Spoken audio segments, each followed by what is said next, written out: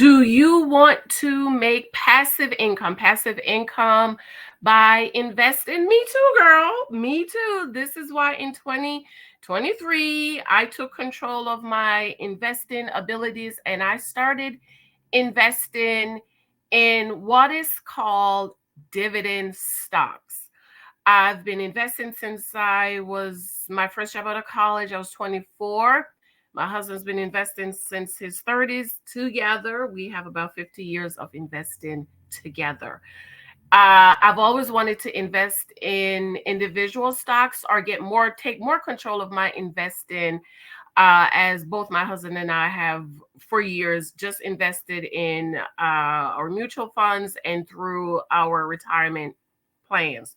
So during COVID, I just said, you know what? You need to really sit down and learn about stocks and investing and so on and so forth. And I did that. And so last year, I took the plunge and I started investing, and I am a dividend growth investor.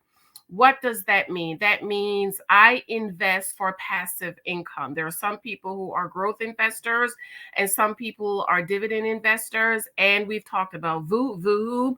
We've talked about VTI. Warren Buffett says you just need to invest in VOO or S&P 500. JL Collins say, well, you just need VTI. And then there are other investors that says, just invest in dividend stocks. I'm the type of person, I put them all together, okay? I want the earnings from VOO, which is America's top 500 largest companies. I want the exposure to VTI, which is all of the companies that's publicly traded in the United States, almost 4,000 of them. See my other video.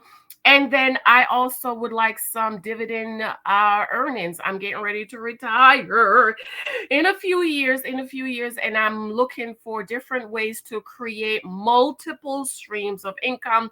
And one of those ways is to invest in dividend stocks. So that's what we're going to talk about this morning. Happy Tuesday. Good morning. Welcome to all of our new investors. We have to get us a name, okay, over here at My Freedom Money. Okay, we have to get us a name. But thank you so much for your love and support. Thank you for subscribing. Be sure to subscribe, thumbs up, share this out. Check out the video I did on VOO and also on VTI. Today we're going to talk about, again, dividend stocks. What's a dividend? Okay. Let's go to Google. Google has the legal term, but we got to make it so we can understand it over here.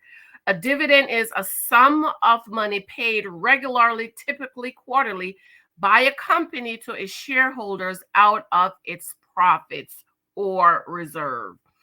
Number two, it's a number to be divided by another number. So what does that mean, girl? James, what that mean? Okay. Let's say Big Mama have a fried chicken business going on. Big Mama make the best fried chicken in town. Everybody go get Big Mama's fried chicken, honey. Forget KFC and Popeyes. They ain't got nothing on Big Mama's fried chicken. So because so many support people are buying Big Mama's chicken, Big Mama said, you know what? I want you guys to earn a dividends from my company. I am making so much money that I want to share my earnings with you guys. And so Big Mama says, for every $50 you give me, every 3 months, I'm going to give you $1 back. That's what a dividend is, okay? So if you invest $50 in Big Mama's business, every 3 months, you will get $1. There's some dividend company that pays monthly, but the most popular ones are the ones that's paid every 3 months. Most dividends are paid every 3 months, okay? So if you invest $100 in Big Mama's fried chicken, how much is Big Mama going to give you? She's going to give you $2 every 3 months, because for every $50 you invest in Big Mama's fried chicken, she's going to give you $1, okay? So that means you're going to go to Big Mama and you're going to buy one of Big Mama's fried chicken stock. So you are a shareholder in Big Mama's fried chicken. So you own Big Mama's fried chicken with her. Do you understand? And so because you're an owner, every 3 months she's going to give you some money. So this is why this says here, a sum of money paid regularly, typically quarterly, by a company to a shareholder of its profits or reserve. So Big Mama is making so much money, she's saying she want to give us some of that money, okay? So that's what a dividend is. Now, there are different types of dividends. And so there are dividends aristocrats and dividend kings. So let's see what the differences are between dividend aristocrats and dividends king. And we're going to go to The Motley Fool. Okay, it's one of my favorite to read. And so it says Dividend Kings of 2024. And then it says here, Dividend Kings. And it says, what is a dividend king? What's the most exclusive group of dividend stocks? It might not be what first comes to mind. Many investors are familiar with dividend aristocrat. The term dividend aristocrat is a registered trademark. These stocks are members of the S&P 500 that have increased their dividends for at least 25 years. So what's a dividend aristocrat? A dividend aristocrat is a company that has raised its dividends for 25 years straight. So Big Mama can try to get on that aristocrat list because she's giving you $1 this year, but next year she's going to give you $1.10, and the next year she's going to give you $1.20, and the next year she's going to give you $1.30. If Big Mama did that for 25 years, she would be considered a dividend aristocrat. Okay? So then, but then it says down here, but there's an even more elite group of dividend stocks that doesn't receive as much attention. Dividend kings don't have to be members of the S&P 500, but they must reach an ultra marathon like dividend streak, at least 50 years of payout growth. And then it says, here's what you need to know about the Dividend Kings of 2024 and how they can fit into your investment portfolio, okay? So there are Dividend Kings and Dividend Aristocrats, okay? And so when you think of the different kinds of stocks, that's what you're going to think about. So Dividend Aristocrats, 25 years of growing their growth.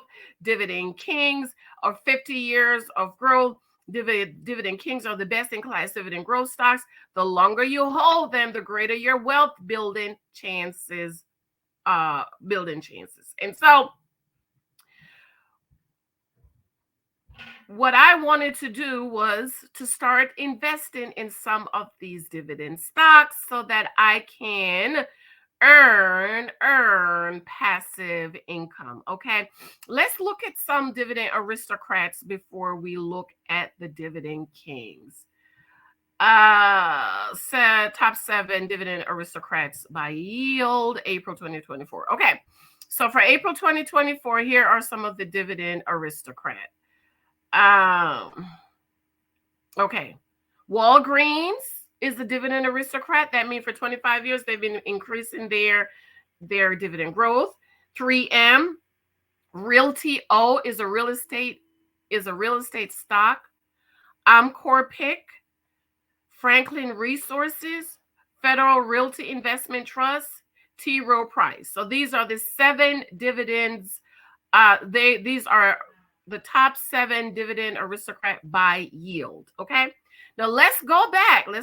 Maybe I should look at some more. Should I look at some more? Let's see. Were you guys seeing that? Okay, great.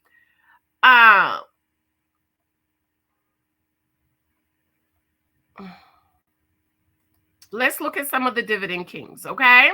These are the ones more like we know. American State Water, Dover Company, Northwest Natural. Let's just talk about the ones we know. Procter and Gamble, right? We know that one. 3M, Coca-Cola. Some people love Coca-Cola. Johnson & Johnson. We all have Johnson & Johnson in our home. Colgate. I use Colgate this morning to brush my teeth. Hormel Foods. We all have Hormel Foods in our cabinets. I'm just talking to Stanley, Black & Decker. We have those in our homes, right? Cisco. Altier Group is the cigarette. That's called a sin stocks. I don't invest in that. Illinois tool workers. Target is a dividend king. Leggett and Platt. Let's see. AbbVie, Abbott Labs, Kimberly Clark, PepsiCo, Lowe's, Walmart. And we don't know. I'm not familiar with the others. Okay. So those are some of the dividends aristocrat. Let's see if we could read some more dividend kings. Those were dividend kings. Let's see if we can read some more dividend aristocrat. Dividend aristocrat. Let's read some more of those, okay?